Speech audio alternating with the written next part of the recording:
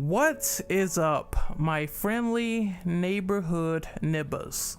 This is Renegade Operative, and today we will be doing something different. We will be talking about a little bit of gaming news, also some speculative things. We will be interjecting that with some spoiler talk as well, because some interesting things are surrounding the success of Marvel's Spider-Man. Again, if you haven't played the game, if you haven't seen the post-credit scenes, then I suggest clicking off because I don't want to spoil that for you at all. Final warning, this will be the last time I warn people about spoilers.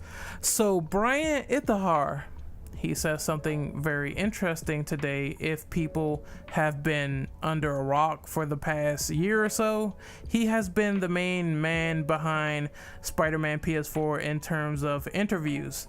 He works for Insomniac, and he says something really interesting, a clip I'm going to play for you right now.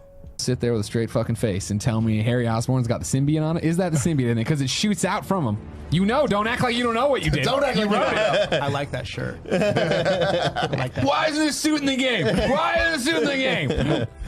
I think that something like that suit deserves its day in the spotlight. And I think just making it a unlockable suit wouldn't be doing it justice. Yeah. Yeah, I think it's one of the best stories for Spider-Man. Sure. And I think that it's a complex story. I think that that story needs to be told, and needs to be told in the way that Insomniac would tell it. Boy, I am telling you now, like Kratos does to Atreus in God of War, boy, if that doesn't confirm a Spider-Man sequel, then I don't know what will. I understand the judgment call of saving Venom for a potential future sequel down the line, because that is a big story arc in itself with the symbiotes, and that brings many titular characters like Venom, Carnage, maybe some Toxin, and maybe a new original take on Harry Osborn with the symbiote getting on him instead, because the symbiote is covered in a tank with Harry Osborn. There is black webbing all over the place when Norman puts him in that tank. It's revealed that Harry did not go to Europe. It was a lie, a ruse. It was all a fucking lie. Like, Harry Osborn has been incubated this entire time by his father. I think Norman is trying to cure some sickness that his mother had, so it might be hereditary. Will Norman also get that same sickness? There's many questions, right? But the main thing is, Harry Osborn is in a green tank surrounded by black goo. I think all Spider-Man fans knows what that means. It means that maybe at some point Harry Osborn will get the symbiote on his body. That means that Insomniac might subvert expectations just a little bit, and we might see an original take on the symbiotes like they did in, not Insomniac particularly, but like they did in Spider-Man PS1 when the symbiote got on Doc Ock. I think that would be an interesting premise. We also saw pumpkin bombs, so I assume Green Goblin might show up into the picture in the form of Norman Osborn eventually. There's prototype pumpkin bombs in there, so yeah, the seeds were definitely being planted in that game, and I just love every step of the way. I love when a company takes what is already established and they try to subvert expectations, because I thought that when the spider got on Mary Jane, I was like, hold up, is this redheaded bitch, is she about to get bitten? Seriously, is that about to happen? But then they went the traditional route and they put it on Miles instead. The spider crawled off Mary Jane. They said, no bitch, fuck you, we're getting on Miles, and then the spider bites him, and then there's the other post-credit scene where Miles has powers. So I assume Miles will be helping Peter against the symbiotes. That might bring the whole speculation of what I said in my review into fruition, where I said it should be like Ultimate Spider-Man.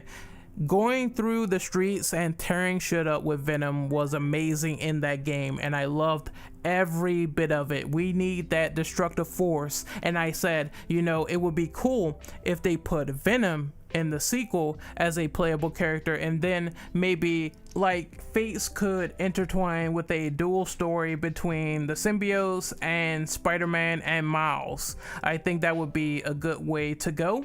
Now, this has several indications, and I think some of them might be negative, but I'm going to focus on the negative first, then the positive.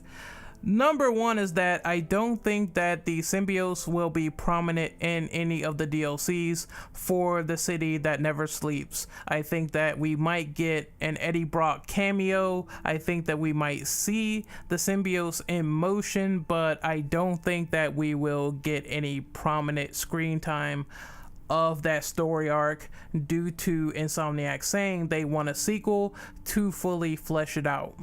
I think that what's going to happen with the DLCs is that obviously you get Black Cat in the first one with the heist, and then Silver Lining might be all about the Sable soldiers. Silver Sable leaves town at the end of the game, but it seems like she might have some unfinished business. I don't think it's going to be the final time we see that character, so she could always come back. And I also think that for Turf Wars, it could be about the biker gang centered around Tombstone, you know, the indestructible force that we fought in the side mission for, you know, Tombstone, where we like depowered them a little bit.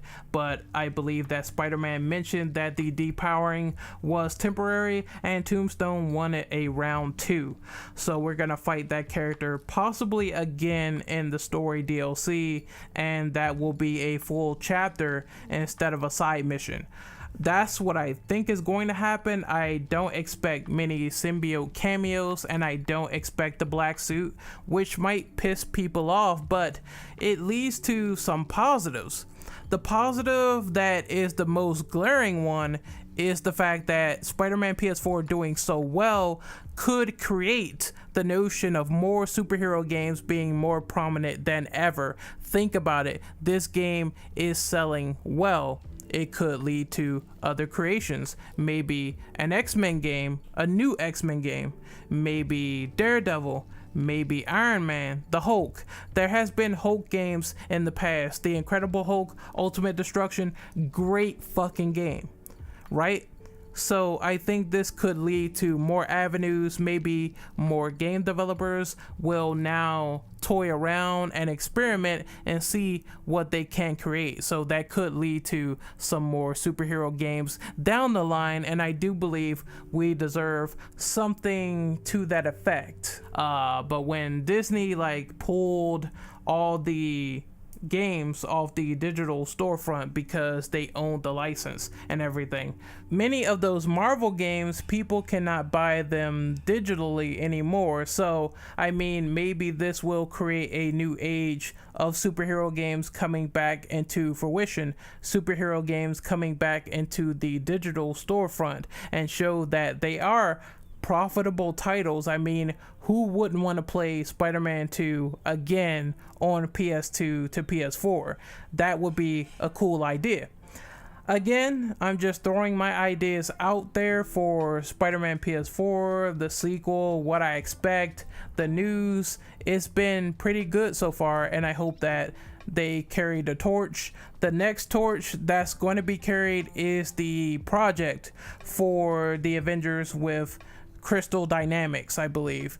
I don't know how that's going to fare. Hopefully it turns out like Marvel Ultimate Alliance 1, where it's just fucking fun to play, and maybe like some people can experiment and try out new things. Like, hey, the Fantastic Four, maybe they should get a very superb game. I mean, the Fantastic Four has been not doing so well in live action media and video game media, so that would be a nice crack shot, you know. I just hope that the future is bright. I hope that Spider-Man 2, Marvel's Spider-Man 2, they amplify things in the sequel that make sense. They enhance the combat. They add multiple characters. There's very intriguing side missions, because the side missions, again, like I said before in my review, they were very repetitive. I didn't like them because they were very, very fucking repetitious.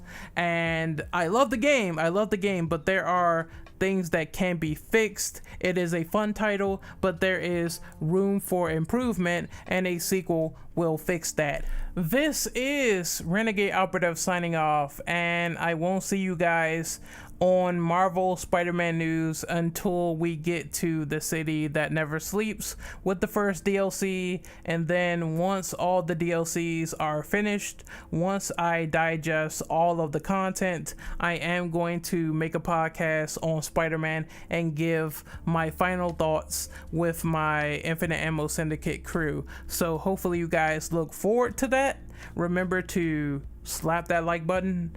Well, you know, you don't have to. You can dislike the video as well. I don't care. As long as you contribute, that's all I care about. Leave your comments below as to what you think about a Spider-Man PS4 sequel and the statements made by Bryan Intihar. Subscribe if you want, and I will see you guys next time. Later.